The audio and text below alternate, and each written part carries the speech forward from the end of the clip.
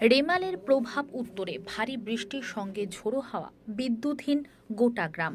মঙ্গলবার গভীর রাতে বিশাল আকৃতির গাছ পড়ে বন্ধ হল জলপাইগুড়ি চালহাটি রোড।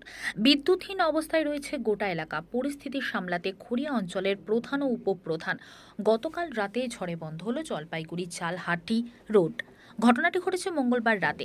জানা গেছে, এই দিন ঝড়ের তাণ্ডবে বেশ কয়েকটি বড় আকৃতির গাছ জলপাইগুড়ি চালহাটি দেবনগর সংলগ্ন এলাকায় পড়ে গিয়েছে। এর ফলে বিদ্যুৎহীন অবস্থায় রয়েছে ওই এলাকার বাসিন্দারা। রাস্তায় চলাচল একেবারেই বন্ধ হয়ে গেছে, যদিও পরবর্তীতে বন দপ্তরের কর্মীরা এসে গাছ কাটার কাজে লেগেছে বলে জানা গেছে। গাছের ডাল পরে কৃষ্ণচূড়া গাছের ডাল পরে টোটাল রোড বন্ধ হয়ে আছে। ইলেকট্রিসিটির ট্রান্সফরমারটা শুধু ফুটে ভেঙে উল্টে পড়ে যাচ্ছে। শোনা মাত্রই তো কালকে রাতে ফোনে যোগাযোগ করার অনেক চেষ্টা করছি অনেকের সাথে। আর ভোরবেলা সকাল 6টা নাগাদ চলে এসেছি এখানে এসে গাছ কাটার লোক লাগিয়েছি। ইলেকট্রিসিটি বোর্ডকেও ফোন করা হয়েছে, ওনারা আসতেছে। আশা করে এই সমস্ত এগুলো পরিষ্কার করে তারপরেই বাড়ি যেতে হবে। ঠিক